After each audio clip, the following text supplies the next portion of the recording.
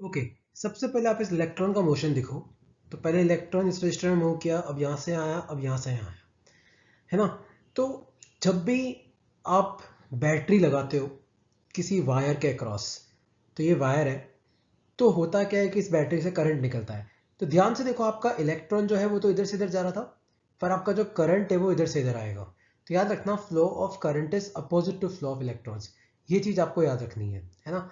अब सुनो, तो यहाँ पे हमने एक बैटरी लगाई जिसका पोटेंशियल कितना है V। इस बैटरी का पोटेंशियल कितना है V। तो इस बैटरी से करंट निकला I, ये करंट यहाँ पे गया, पहले इस रजिस्टर में आया, ये रजिस्टर R1 है, इसमें करंट कितना है I। तो ओम्स लॉ क्या बोलता है, इसमें कितना पोटेंशियल ड्रॉप करेगा IR। तो पहले रजिस्टर में कितना पोटेंशियल ड्रॉप किया, I इंटू R1, है ना। अब यहाँ से I आया तो इधर से भी कितना आएगा I, इसमें भी कितना करंट जाएगा I। तो इस रजिस्टर में कितना पोटेंशियल ड्रॉप होगा, I इंटू R2, इसको हम लिखते हैं V2। यहां से वापस I निकला, इस R3 में गया, तो इसमें कितना पोटेंशियल ड्रॉप करेगा, I इंटू R3। और यहां से I निकल के वापस कहां पे आ गया, आपके बैटरी में। तो ये बैटरी है और यहाँ पे 3 रजिस्टर है। रजिस्टर मतलब ये वो वायर है जिनकी रेजिस्टेंस ज्यादा है। ये जो जो पतले पतले दिख रहे हैं ना आपको, ये भी वायर ही है, लेकिन इनकी रेजिस्टेंस कम है, तो इनको हम अपने क्वेश्चन में नहीं लेंगे, है ना। इनकी रेजिस्टेंस इनके मुकाबले काफी कम होती है। तो अपने पास यहाँ पे 3 रजिस्टर है, R1, R2, R3। और इन 3 रेजिस्टेंस को सीरीज में तब कहा जाता है जब तीनों में करंट सेम हो। तो ध्यान से देखो, यहां से करंट इसमें जाएगा, निकल के और तो कहीं जा नहीं सकता क्योंकि ये वायर तो सामने जा रहा है, तो इसमें भी उतना ही करंट होगा, और निकल के इसमें भी इतना ही करंट होगा। तो याद रखना, सीरीज में तीनों रेजिस्टेंस में आपका जो करंट है, या फिर 2 हो 4 हो कितने भी हो, सब में करंट की वैल्यू क्या होती है, सेम होती है ना। करंट पॉजिटिव से निकलता है और कहाँ पे जाता है, नेगेटिव की तरफ, और इलेक्ट्रॉन पीछे से निकल के कहाँ आता है, पॉजिटिव की तरफ। तो flow of current is opposite to flow of electrons. तो एक लाइन तो आपको क्या याद रखनी है, एक लाइन तो आपको याद रखनी है कि flow of current is opposite to flow of electrons. एक ये आपको लाइन बहुत इंपॉर्टेंट है, याद रखनी है। दूसरा आपको याद रखना है, ध्यान से देखो, तो जो पोटेंशियल ड्रॉप है वो डायरेक्टली प्रोपोर्शनल टू रेजिस्टेंस है, क्योंकि करंट तो तीनों में सेम है। तो जिसका रेजिस्टेंस ज्यादा होगा, तो याद रखना सीरीज में V directly proportional to R होता है। तो जिसका रेजिस्टेंस ज्यादा होता है उसमें आपका पोटेंशियल ड्रॉप ज्यादा करता है ना। एक ये चीज आपको याद रखनी है, ठीक है। और एक नेक्स्ट चीज आपको याद रखनी है कि किसी भी इलेक्ट्रिक सर्किट में जितना पोटेंशियल बढ़ता है उतना पोटेंशियल घटता है। तो यहाँ पे पोटेंशियल बढ़ कहाँ पे रहा है, बैटरी में।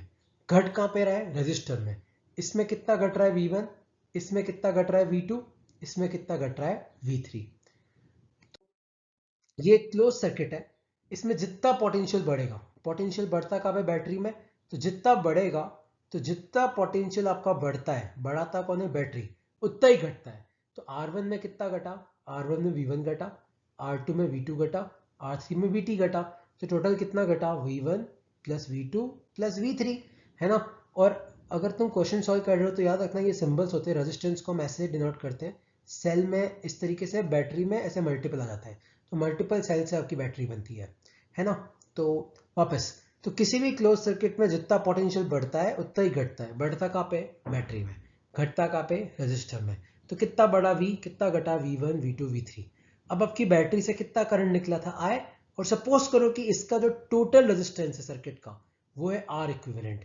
तो V को हम लिखेंगे I इंटू R इक्विवेलेंट। इस R इक्विवेलेंट का मतलब है टोटल रेजिस्टेंस ऑफ सर्किट।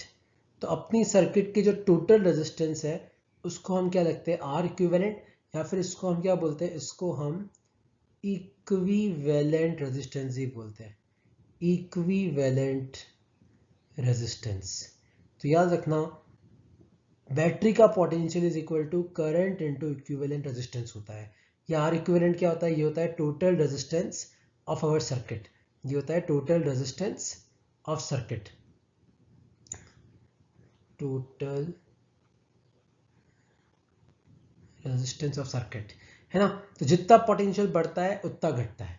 अब देखो, इन सब वैल्यूज को हम पुट करेंगे, तो V1 कितना याद है ना, V1 था अपना IR1, V2 कितना था, IR2 और V3 कितना था IR3 और V किसके बराबर था IR इक्विवेलेंट।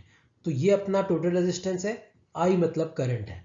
तो इस फॉर्मूले में सब वैल्यूज पुट करो इस फॉर्मूले में, तो V की जगह IR इक्विवेलेंट, V1 की जगह IR1, V2 की जगह IR2, V3 की जगह IR3, सब में I कैंसिल हो गया तो आपका R इक्विवेलेंट कितना बचा R1 plus R2 plus R3। तो आपको बेसिकली सीरीज में क्या करना है, सारे रेजिस्टेंस को सिंपली एडअप कर देना है ना। जैसे इसका एक न्यूमेरिक देखो, अब यहाँ पे आप ध्यान से देखो तो यहाँ पे एक 20 वोल्ट की बैटरी है, 6 ओम का रजिस्टर है, 4 ओम का रजिस्टर है, 10 ओम का रजिस्टर है।